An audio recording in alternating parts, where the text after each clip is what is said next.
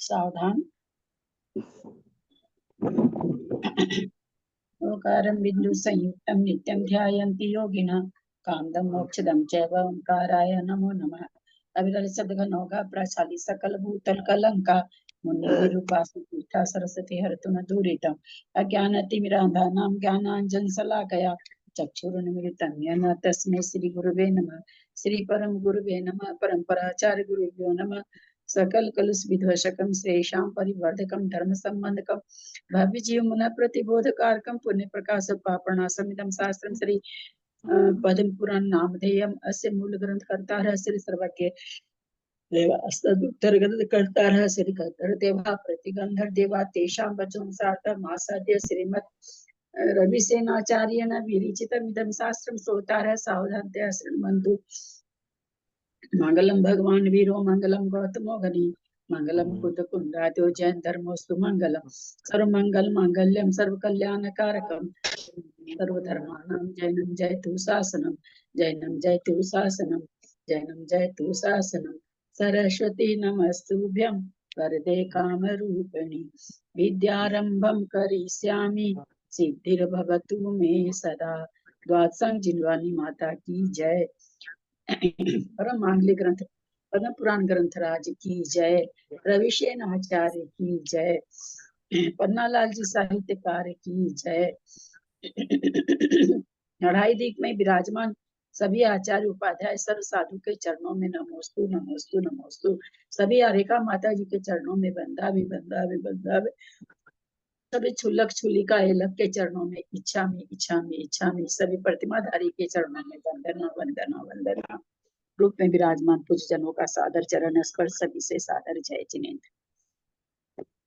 सिद्धम संपूर्ण भव्यार्थम सिद्धे कारणम उत्तम प्रशस्त दर्शन ज्ञान चारित्र प्रतिपादन सुरेंद्र मुक्ताश्लिष्ट पद पद्मांशु केसरम प्रणमामि महावीरम लोकतृतीय मंगलम प्रणमामि महावीरम लोकतृतीय मंगलम प्रणमामि महावीरम लोकतृतीय मंगलम। महावीर भगवान की जय। चलो नया चालू होगा ना आज। हाँ समरी है ना।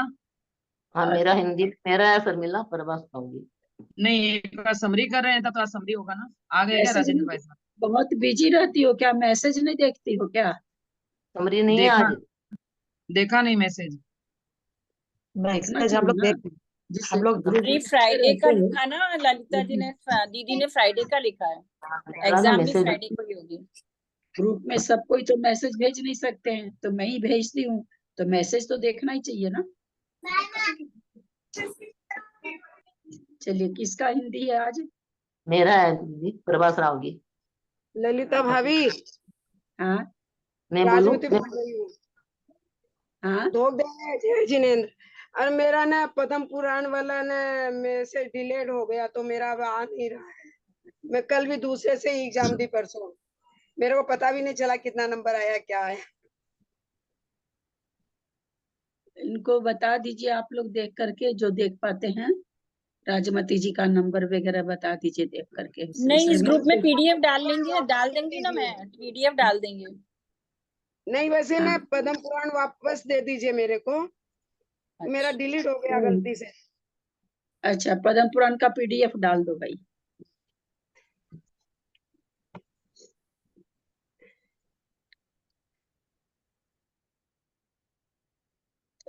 चलिए किनको पढ़ना पढ़िए। हिंदी में है ना। हाँ ठीक मैं परमा पांड्या में पढ़ रही हूँ। मेरा नंबर है। ललिता जी प्रणाम सबको जय जिनेन्द्र। पढ़ू? हाँ हाँ कितना नंबर आया मैं बताऊं क्या? 60 में से 58 नंबर आया उनको।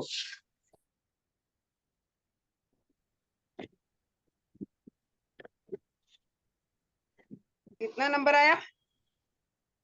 58 आया है 58। ये गलत हो गया इसका मतलब। चलिए प्रभा जी पढ़िए। हाँ ठीक है पढ़।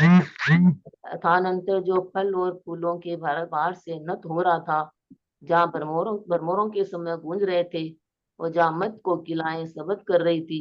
ऐसे अत्यंत सुंदर वन में राम तो सुख से विराजमान थे और लक्ष्मण कहाँ पानी से कितना नंबर से पढ़ रहे हैं, एक बार बोलिए तो सही।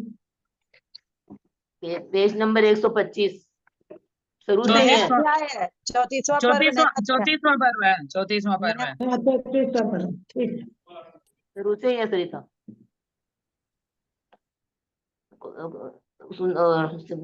लक्ष्मण पानी के लिए समीपवर्ती सरोवर में गए।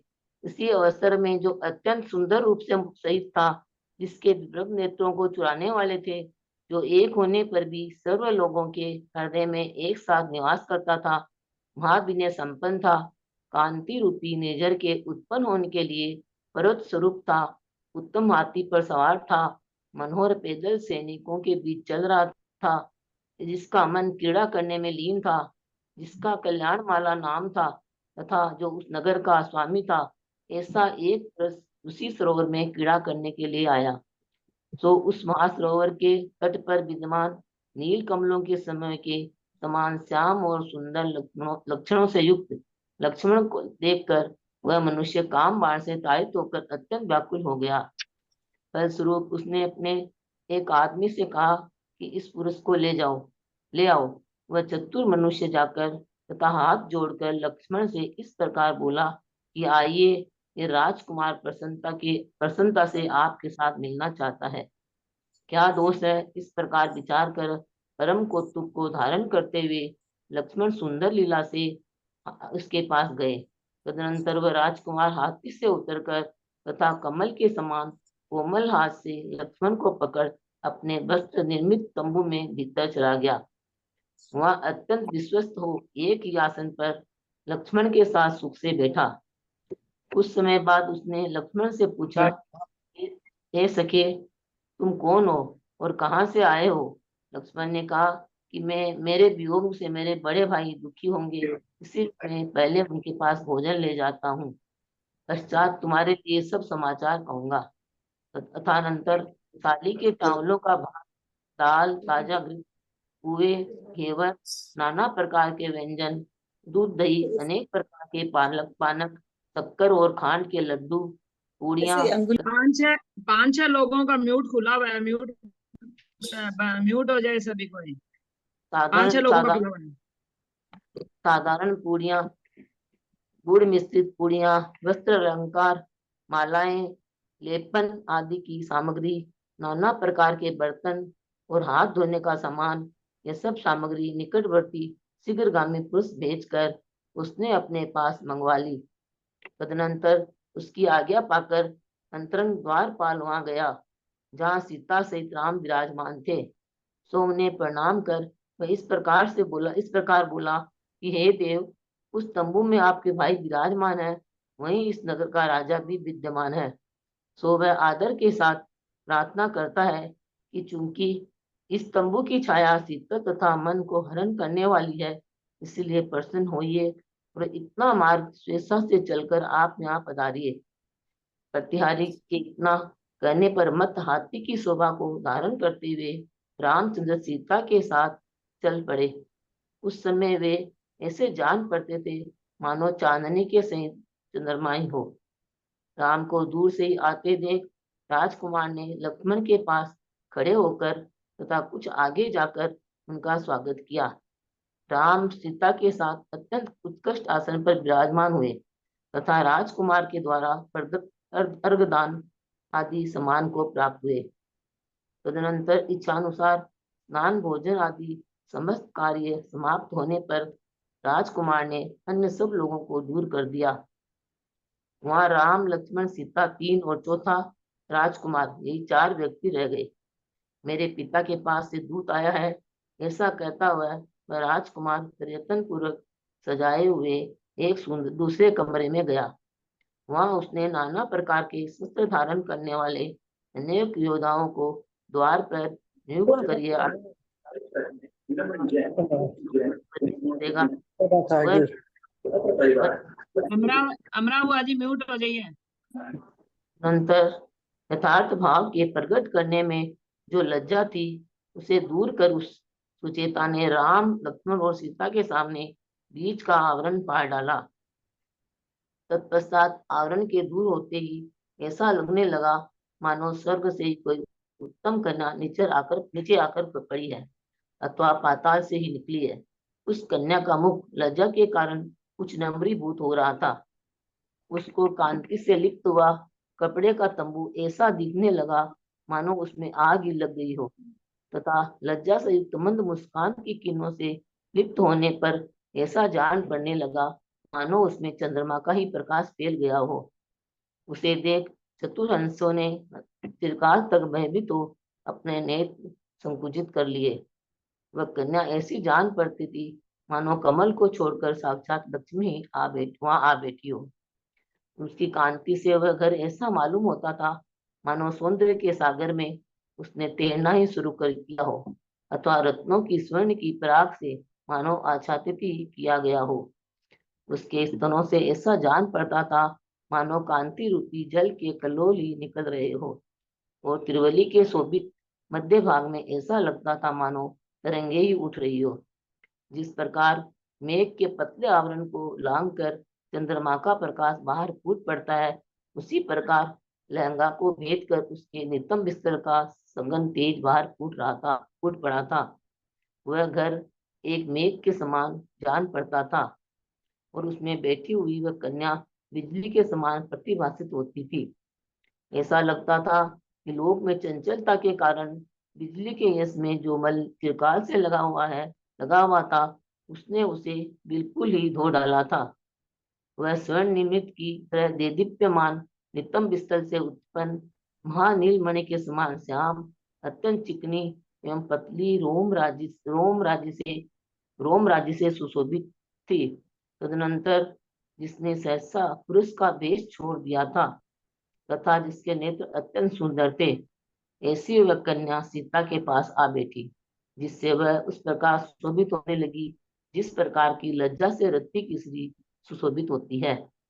लक्ष्मण उसके पास ही बैठे थे तो काम से युक्त हो किसी अनिर्वचनीय अवस्था को प्राप्त हुए। उस समय उनके चंचल नेत्र धीरे धीरे चल रहे थे। तदनंतर निर्मल बुद्धि से युक्त राम ने उसे इस प्रकार कहा कि हे कन्या, विविध वेश को धारण करने वाली तू कौन है जो इस तरह क्रीड़ा करती है। उसके उत्तर में मधुर भाषण करने वाली कन्या ने वस्त्र से शरीर ढककर कहा कि हे देव, सद्भाव को सूचित करने वाला मेरा वृत्तांत सुनिए। इस नगर का स्वामी बाली खिल्य इस नाम से प्रसिद्ध है, जो अतिशय बुद्धिमान मुनियों के समान निरंतर सदाचार का पालन करने वाला और लोगों के साथ स्नेह करने वाला है। उसकी प्रिया का नाम पृथ्वी है। जिस समय पृथ्वी गर्भाधान को प्राप्त हुई उसी समय राजा बाल खिल्य का मलेच्छ राजा के साथ युद्ध हुआ। तो युद्ध में मलेच्छ राजा ने उसे पकड़ लिया। राजा सिंहोदर बाल खिल्य के स्वामी हैं, तो उन्होंने कहा कि बाल खिल्य की रानी गर्भवती है, यदि उसके गर्भ में पुत्र होगा तो राज्य करेगा। तदनंतर दुर्भाग्य से पुत्र न होकर में पापिनी पुत्री उत्पन्न हुई, परंतु बसुबुद्धि मंत्री ने राज्य की आकांक्षा से सिंहोदर के लिए पुत्र उत्पन्न होने की खबर दी। माता ने मेरा कल्याण माला व अर्थहीन नाम रखा, तो ठीक ही है, क्योंकि लोग प्राय मंगलमय व्यवहार में ही प्रवृत्त होते हैं।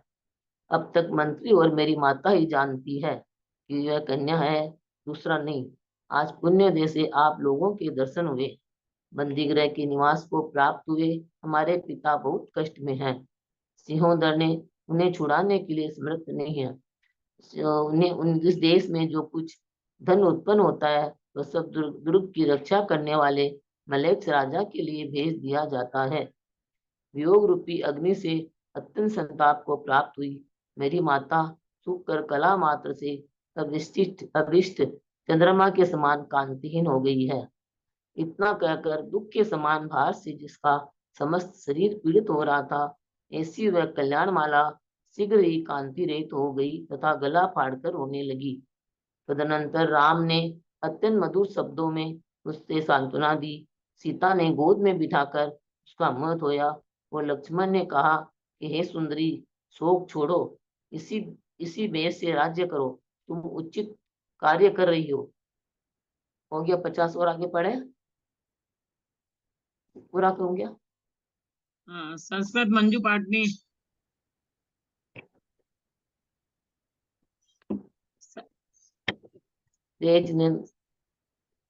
संस्कृत में मंजू पाटनी जी शायद है, नहीं है, नहीं है लगता है।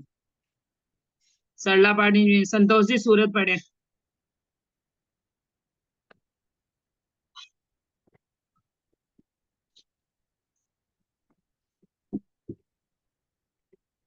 संतोष जी सूरत।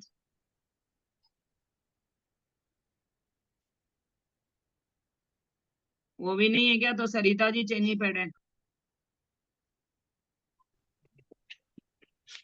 परम सुंदरे तत्र फलपुष्पम वरानते गुंजद भ्रमर संगाते मत कोकिल नादिते कानने सीतया साकं जन्मा स्थितः सुखम अंतिकां सलिलार्थी लार्थी तु लक्ष्मणः सरसिं गतः अत्रांतरे सुरूपाढ्यो नेत्र तस्कर विभ्रमः एकोपि सर्वलोकस्य हृदयेषु समं वसन् महाविनय संपन्नः कांति निर्झर पर्वतः वरवारण मारूढ़ चारु पादात मध्यगः तामेव तामेव सरसिं रम्यं क्रीडनाहित मानसः प्राप्तः कल्याण माल्याख्यो जनस्त नगराधिपः महतः सरस्य दृष्टां तं तीरवर्तिनं नीलोत्पल चय श्यामं लक्ष्मणं चारुलक्षणं ताडितः कामबाणेन सहजनोऽत्यन्त माकुलः मनुष्य मन मब्रवीदेक मयमाने यथा मिति गत्वा कृत्वा जलिर्दक्षः स तमेवं भाषत एयं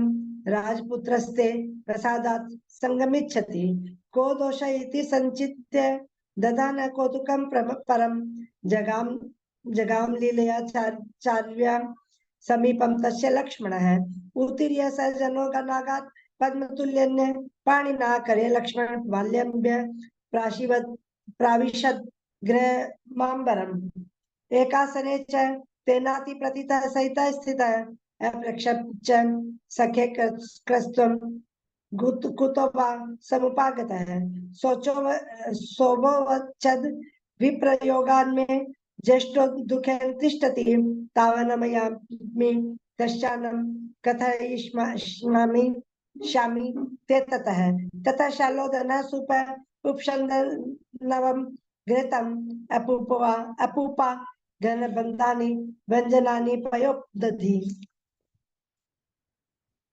पानकानि विचित्राणि शंकराखंड मोदका शशकुल्यो घृतपूर्णानि पूरिका पूर्णिकाः वस्त्रालंकार माल्यानि लेपन प्रभृतीनि च अमत्राणि च चित्राणि हस्तमार्जन कार्निक च सर्वमेतत् समासन् पुरुष सुभावजने भाविना नाना हितं तेन जनेनाति कमात्मनः अंतरंग प्रतिहारो जनस्य वचनात् ततः गत्वा सीतान्वितं पद्मं प्रणम्य भाषत अमुष्मिन् वज्र वस्त्र मौने बात्राते देव तिष्ठति एतन्नगरनाथस्य विज्ञापयति सादरः प्रसादं कुरु तच्छाया शीतलेयं मनोहरा तस्मादीयन्त मध्याह्नं स्वेच्छया गन्तुमर्हथ इत्युक्ते सीतया सार्धं ज्योत्स्नैव निशाकर पद्मसमाययो विभ्रन् मतद्विरदविभ्रमम् दुरादेव समालोक्य लक्ष्मणेन समं ततः अभ्युत्थानं चकारास्य जनत प्रत्युद्गतिं तथा सीतया सहितस्ततो पद्मोऽत्यन्त वरासने अर्धदानादि सन्मानं प्राप्तस्य जनकल्पितं ततः कर्मणि निवृत्तेर्स्वरं स्नानाशनादिके समुत्सार्य खिलं लोकमात्मा नितस्तुरीयताम् दूत पितुः सकाशात् मे प्राप्त इत्युपदेशनः प्रयत्न परमं कक्षान् प्रविशान् नन्य गोचराम नाना प्राणान वीरान नियुज्य द्वारी युग भूयसः प्रविष्टो यत्र बन्ध्योऽसौ ममेति कृते भाषणः सद्भाव ज्ञापने लज्जां दूरीकृत्य शुभान् सह व्यापाट चयसो तेषां समक्षं कंचुकं जनः स्वर्गादिव तपोपस्तं तत् काप्यसो वरकन्यका उपयातेत पातालात् किंचिल जानतानना तत्कान्त्य भवनं लिप्तं नग्नानल मिवामवत् उद्योतमिव चंद्रेण लज्जास्मित सिंधा शुभीं शेकहंसारीश्वरं चिरं स्त्रस्ता शुभि शुषि समचुकोचन लक्ष्मीरिव स्थिता साक्षात् श्रीरियोजित पंकजा गिरं प्लावितु मारंभा मिव लावण्यवारिधौ उत्कीर्णामिव रत्नानां रस्ता कांचन्य सेवा कल्लोलास इव निर्जग्नु स्तनाभ्यां कांतिवारिण तरंगा इव संजाता मध्ये त्रिवली राजिते चंडातकं समुद्दिद्य जगनस्य घनं मह निर्जगामा परम शांतं जीमूतं शशिनो यथा सुचिरं प्रथितं लोके चंचलत्वाय सोमलं ग्रह जीवभूतवर्तिन्या निर्दोतव्यं विद्युताम् अत्यंत स्निग्धया तंद्या रोमराज्या विराजिता नितंबा जातया हेमान मा नीलस्त्विषा यथा ततोसो सहसा मुक्त रूपा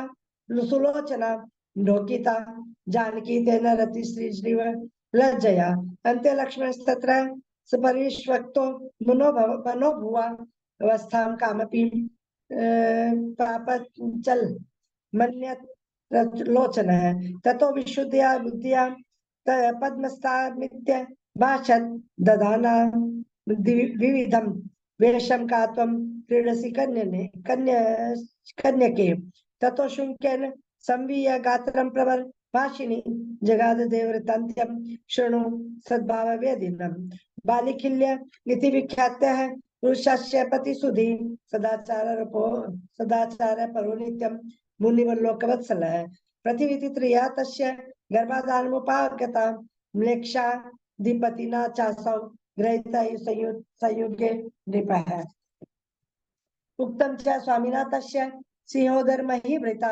पुत्रस्य भविता गर्भे कर्ता राज्यं सावित्री ततो हम पापिनी जाता मंत्रिणा वसुबुद्धिना सिंहोदराय पोस्तेन कथित राज्य कांक्षयां नीता कल्याण मालाख्यां जनन्या रहितार्थिकां प्रायो मांगलिके लोको व्यवहारे प्रवर्तते मंत्री माता च मे वेति कन्येयमिति न परैते इयन्तं कालमधुरात् भवन्तः पुण्य वीक्षितः दुःखं तिष्ठति मेतातः प्राप्त शारक वासितां सिंहोदरोऽपि नो सक्तस्तस्य कर्तुं विमोचनं यदत्र द्रविणं किंचिदेशे समुपजायते तन्मेक्ष स्वामिने कर सर्वं प्रेष्यते दुर्गमीशेयम् वियोगमनि नात्यन्तं तप्यन्माना ममाम्बिका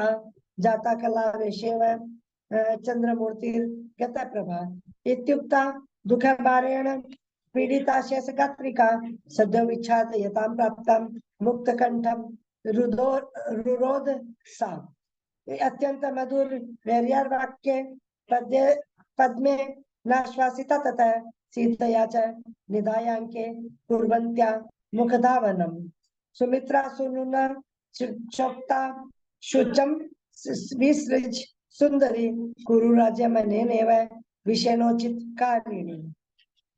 प्रणाम दीदी।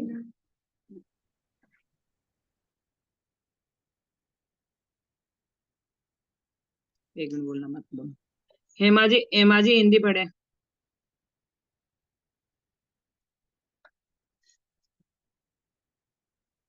पढ़ रहे हैं सभी को जय जिनेन्द्र। हे सुहे, हे कल्याण रूपिणी, धैर्य के साथ कुछ दिन तक प्रतीक्षा करो। मेरे लिए मलेच्छाराज का पकड़ना कौन सी बात है। तुम शीघ्र ही अपने पिता को छूटा देखोगी। इस प्रकार कहने पर उसे इतना संतोष हुआ मानो पिता छूट ही गया हो। उस कन्या के समस्त अंग हर्ष से उल्लसित हो उठे और वह कांति से भर गई। तदंतर उस मनोहर वन में नाना प्रकार का वार्तालाप करते हुए वे सब 3 दिन तक देवों के समान स्वतंत्र हो सुख से रहे। तत्पश्चात रात्रि के समय जब सब लोग सो गए, तब सीता सहित राम लक्ष्मण छिद्र पाकर वन के उस तंबू से बाहर निकल गए। जागने पर जब कन्या ने उन्हें नहीं देखा, तब उसका मन बहुत ही व्याकुल हुआ। वह हाहाकार करती हुई परम शोक को प्राप्त हुई। वह मनुष्यनी मन ही मन यह कह रही थी कि हे महापुरुष, मेरा मन चुरा कर तथा मुझे सोती छोड़ क्या तुम्हें जाना उचित था। तुम बड़े निर्दय हो। अंत में बड़े दुख से शोक को रोककर तथा उत्तम हाथी पर सवार हो उसने कुबर नगर में प्रवेश किया और वहां पहले के समान दीन हृदय से वह निवास करने लगी। अथानंतर कल्याणमाला के रूप और विनय से जिनके चित्त हरे हो गए थे, ऐसे राम, सीता तथा लक्ष्मण क्रम क्रम से नर्मदा नदी को प्राप्त हुए। क्रीड़ा करते हुए उस नदी को पार कर तथा अनेक इस सुंदर देशों का उल्लंघन कर वे विंध्याचल को महाअटवी में पहुंचे।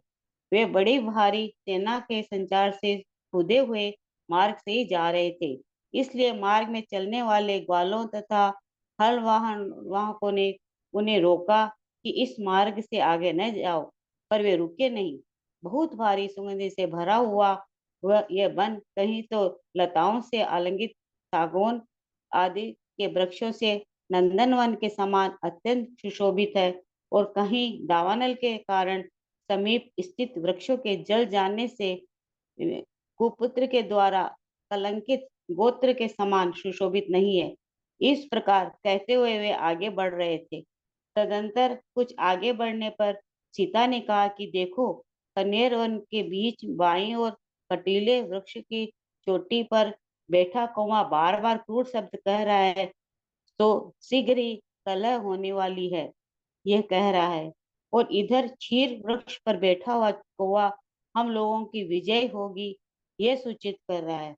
इसलिए आप लोग मुहूर्त मात्र प्रतीक्षा कर लें, क्योंकि कलांतर जय प्राप्त करना भी मेरे मन में बहुत अच्छा नहीं जचता। तदंतर क्षण भर विलंब कर वे पुनः आगे गए, तो कुछ ही अंतर पर वही निमित्त फिर हुआ।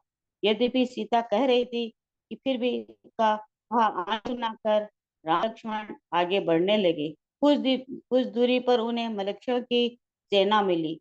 सो उत्तम धनुष के धारक तथा निर्भय राम लक्ष्मण को आते देख वह सेना भयभीत हो क्षण भर में भाग गई। तदंतर भारतीय सेना से समाचार जानकर दूसरे मलेच्छ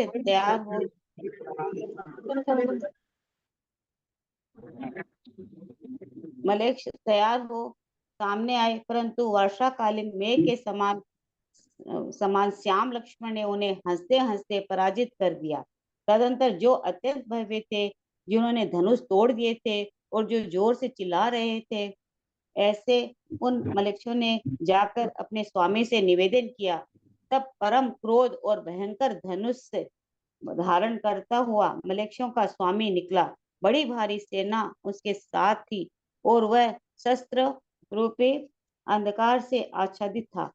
वे मलेच्छ पृथ्वी पर काकोनद इस नाम से प्रसिद्ध थे, अत्यंत भयंकर थे, सब जंतुओं का मांस खाने वाले थे और राजाओं के द्वारा भी दुर्जय थे। जब लक्ष्मण ने देखा कि आगे की दिशा मेघ समूह के समान श्याम वर्ण मलेच्छों से आच्छादित हो रही है, तब उन्होंने कुपित हो धनुष की डोरी चढ़ा ली उषा सेठी जी म्यूट हो जाए। और उस प्रकार से उसका आस्फालन क्या कि समस्त वन कांप उठा तथा अंगुली जानवरों को कंपी उत्पन्न करने वाला ज्वर उत्पन्न हो गया।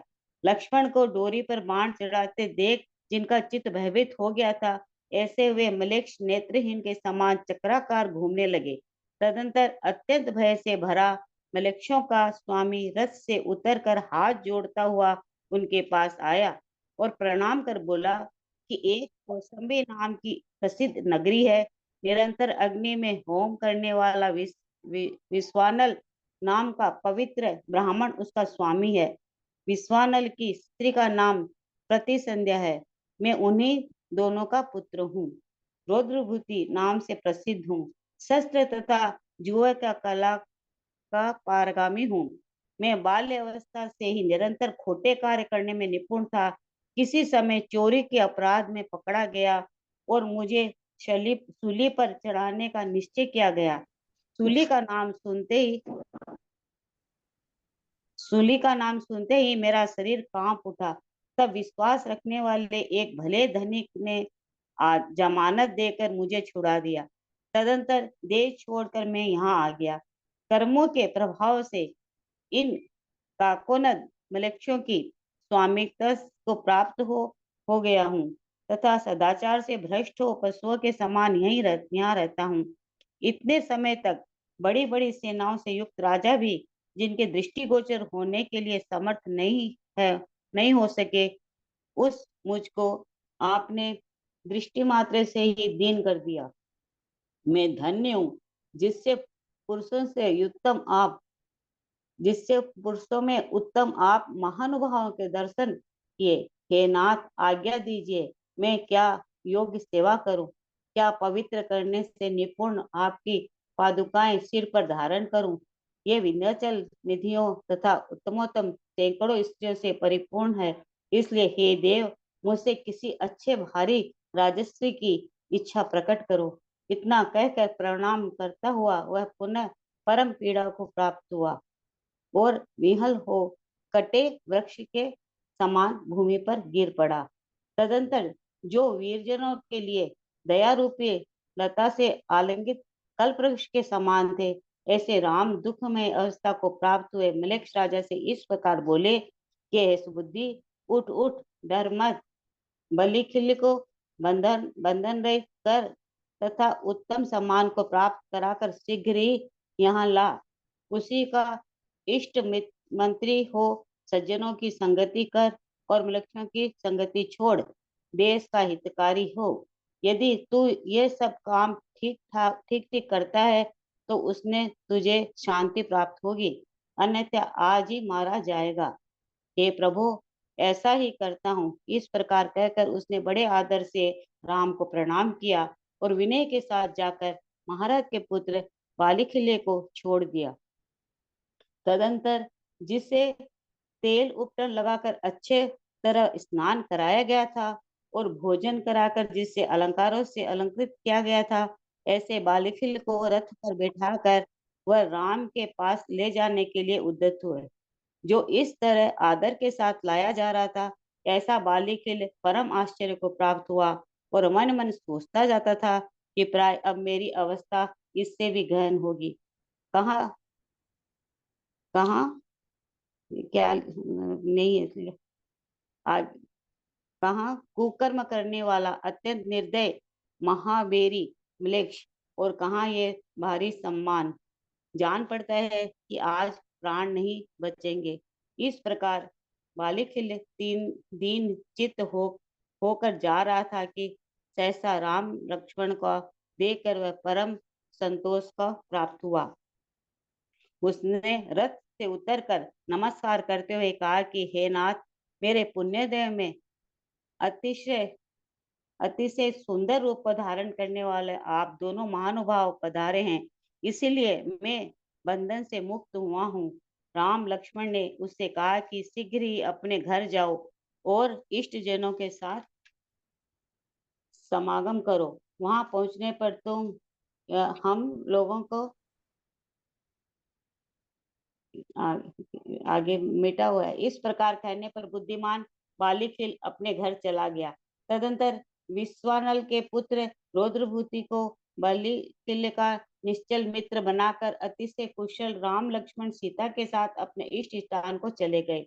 बांधव जनों की चेष्टा का स्मरण करता हुआ बालिकिल रुद्रभूति के साथ जब अपने नगर में समीपवर्ती भूमि में पहुंचा, तब निकटवर्ती पिता को परम विभूति से युक्त कर पुत्री कल्याण मालिनी संतुष्ट और उसका सत्कार करने के लिए नगर से बाहर निकली। ये पढ़ लो ना तो अपनी लाइन। तदंतर नमस्कार करते हुए पुत्री की पहचान पढ़ कर लीजिए, पूरा पढ़ लीजिए। राजा बालिखेले ने उसका मस्तक सूंघा, फिर अपने रथ पर बैठकर कुबर नगर में प्रवेश किया। बालिखेले की रानी पृथ्वी के शरीर में हर्षाती रेख से रोमांच निकल आए और वह कांति रूपी सागर में वर्तमान अपने पुराने शरीर को क्षण भर में पुनः प्राप्त हो गई। सिंहोदर आदि समस्त राजा कल्याणमाला के गुणों से परम आश्चर्य को प्राप्त हुए। रुद्रभूति ने चिरकाल तक चोरी में तत्पर रहकर नाना देशों में उत्पन्न जो विविध प्रकार का विशाल धन इकट्ठा किया था, वह सब बालिकिले के घर में प्रविष्ट हुई। जब मलेच्छों की सुदुर्गम भूमि को वश करने वाला रुद्रभूति बालिकिले का आज्ञाकारी हो गया, तब शंका को प्राप्त हुआ सिंहोदर भी सम्मान सहित उसके साथ बहुत स्नेह करने लगा। इस प्रकार महारथी बालिकिले राम लक्ष्मण के प्रसाद से परम विभूति को पाकर अपनी प्राण प्रिया से इस तरह सुशोभित होने लगा कि जिस तरह शरद ऋतु में से सूर्य सुशोभित होता है। इस प्रकार 8 नाम से प्रसिद्ध रविसेनाचार्य विरचित पद्म चरित्र में बालिकिले का वर्णन करने वाला 34वां पर्व समाप्त हुआ। जय जिनेन्द्र। जेठी भाई साहब संस्कृत पढ़ेंगे।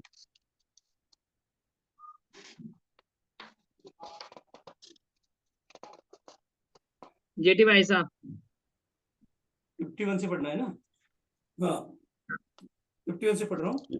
शुभे कांक्षिता प्रतीक्षस्व दिवसान् धैर्य संगतान् म्लेच्छेन ग्रहणं किं ते पीतरं पश्यमोचितम् इत्युक्ते परमं तोषं ताते मुक्त इवागता सम्मुल्लसित सर्वांगा कन्यका द्युतिपूरितः तत्र ते कामणे रम्ये विचित्रा लाप विभ्रमा देवा इव सुखं तस्थु स्वच्छंदा दिवसत्रयं तत्ते काले रजन्यां राम लक्ष्मणौ ससीतौ रंध्रमाश्चित्य निष्कांतो काननालयात् विबुद्धा तान् पश्यन्ति कन्या व्याकुलमानसा हाकार मुखरा शोकं परमं समुपागता महापुरुषयुक्तं ते स्तेन विद्वा मनोमम गन्तुं निद्रा समेताया निगृह्णेति मनस्विनी कच्छा नियम्य शोकं च वरवारण वर्तिनी प्रविश्य कुवरं तस्यौ पूर्ववद्दीन मानसः तथा कल्याणमालाया रूपेण विनयेन च रतचित्ता क्रमेणैतै पापुर्मे कलनि निम्नगाम् उत्तीर्य विहित क्रीडास्तां सुखेन मनोहरान् बृहत् देशान्तिक्रम्य प्राप्ता विंध्य महाटवीं स्कंदवार महासार्थ परीक्षुने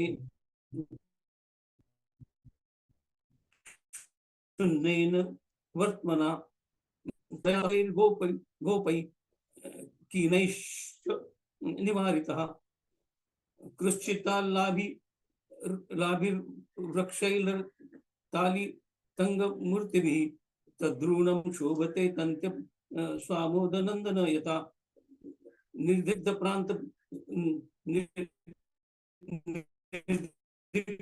प्रांत स्थित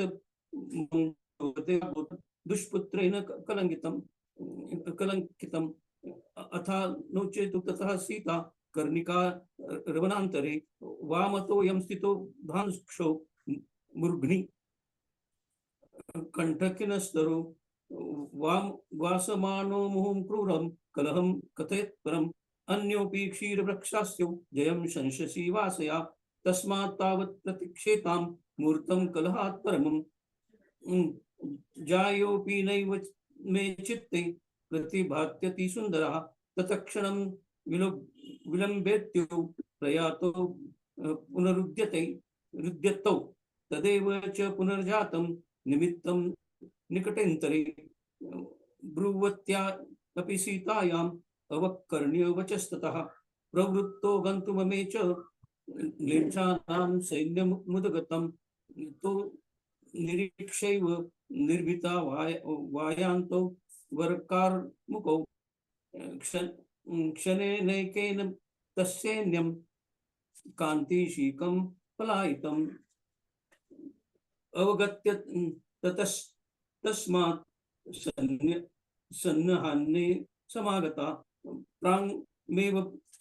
प्राङ्मेघमानेन तेऽपि हासेन निर्जितः ततस्तेत्यन्वित्रस्तः म्लेच्छा पतितकार्मुकः कुर्वन्तः परमं रावं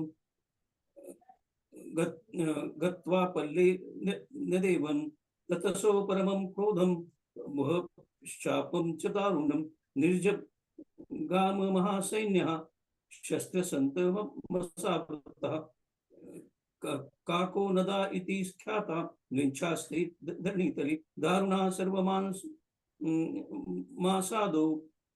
दुर्जया पार्थिरै वैरपि तैरवृत्तां दिशं प्रेक्ष पूर्व धनकुलासिते धनुरारोपगत कोपं किञ्चिल् लक्ष्मीधरो भजन् तथा चास्फालितं सर्ववनमा कंपितं यथा ज्वरश्च वनसत्त्वानां जक्षे प्रकट वेपथुः संदधानं शरं लक्षणं 5 मिनट में लज्जा जी म्यूट हो जाइए। संदधानं शिरं वक्ष वीक्ष लक्षणं त्रस्तचेतसा बभ्रमुष्यकृतां प्राप्ता प्रेञ्छा निश्चक्षुषो यथा ततः साध्वसम्पूर्णो म्लेच्छा नामाधिपोवृतं वृषम् अवतीर्य रथादेतो प्रणम्य रचिताञ्जलि अव्रविदस्ति कौशम्बी नगरी प्रतितः प्रभु अहिताग्नि द्विजस्तत्र नाम्ना विश्वानल शुचि संधेति तज्जाया जातोऽहं तनयस्तयो रौद्रभूतिरिति ख्यात शस्त्रद्यूत ककलान्वितः बाल्यात् प्रभूति दुष्कर्म नित्यानुष्ठ न कोविदः प्राप्त शौर्ये कदाचित् शूले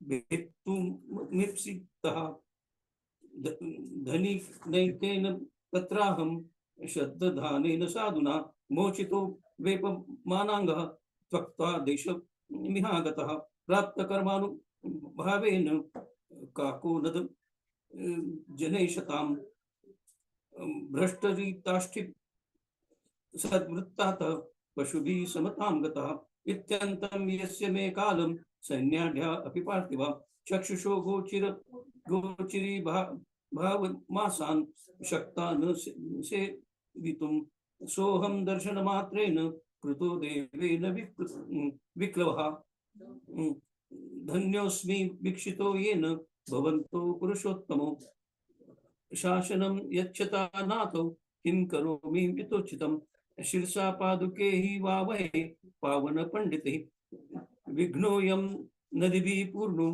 वरयोपिच्छतैस्ततः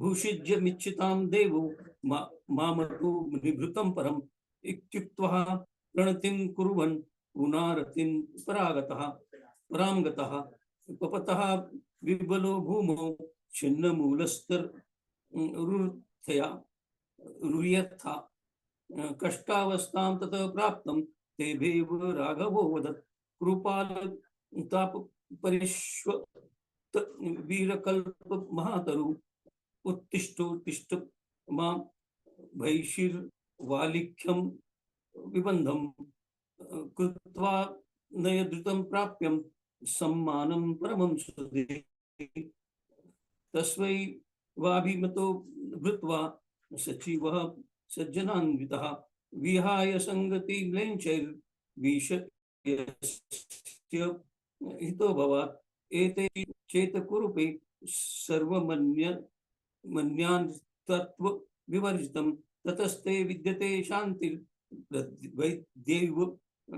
भ्रीय सेन्यतः एवं प्रमो करोमीति कृत्वा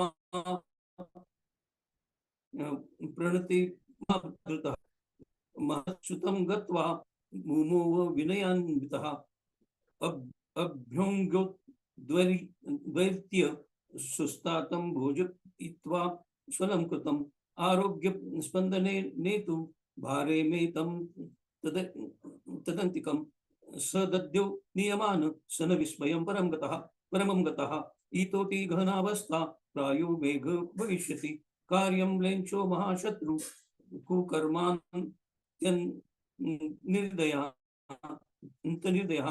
क्व चायमति सम्मानो न मन्येद्यासु सुधारणम् इति दीनमनः गच्छन् सहसा पद्मलक्षणो दृष्ट्वां पराभूतिं प्राप्तो वतीर्य सनमस्कृतिः अब्रवीततो युवां नाथावागता वति सुन्दरो मम पुण्यानुभावेन मुक्तो येनास्मि बान्धवात् गच्छं क्षिप्र निजं धाम लभस्वामिष्ट संगमः तत्र न ज्ञास्यसित्युक्ते बालखिल्य सुधिगतः कृत्वा सुनिभृतं भृत्यं तस्य विश्वामलाङ्गजनं यतो सीतान्वितो श्रेष्ठं कृतिघ्नो रामलक्ष्मणो बालिखिल्यस्तु सम्प्राप्तः समं रौद्रविभूतिना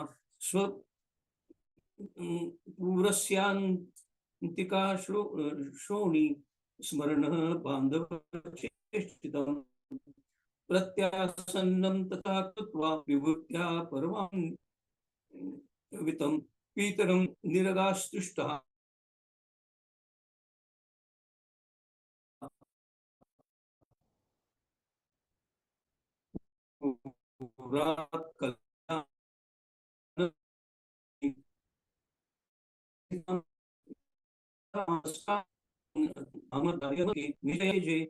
कांति सागर वर्तिनीं सिंहदर प्रभूतयो रूपा प्रभूतयो किला भुवनय कल्याणमालया परमं विस्मयं गतः। लिखा दी आप पढ़िए आगे। लिखा दी मैं पढ़ ले रहा हूँ।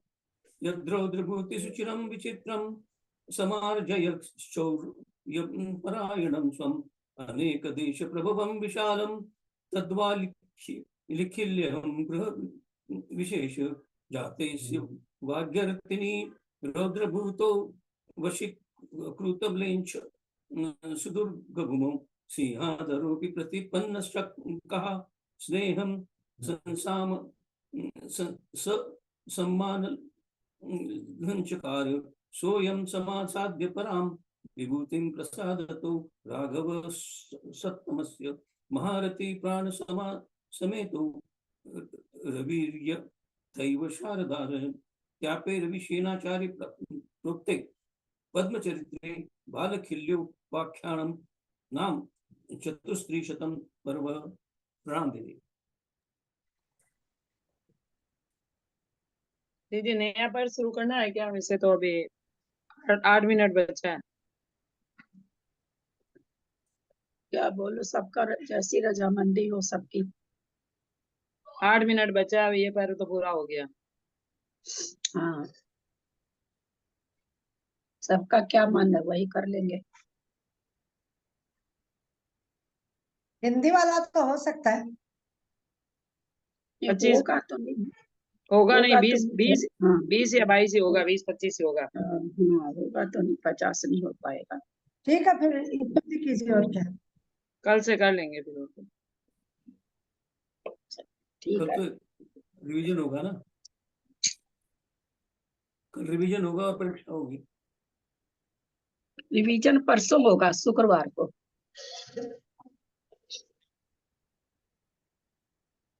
शुक्रवार को समरी भी करेंगे और पेपर भी होगा इसके पहले वाले पर्व का। कल 35वां पर्व पढ़ लेंगे। छोटा सा था ना, 100 का था, हो गया।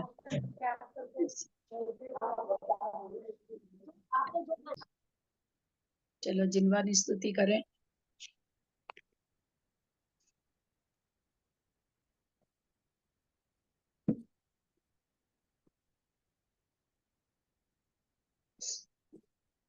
कौन कर रहे हैं?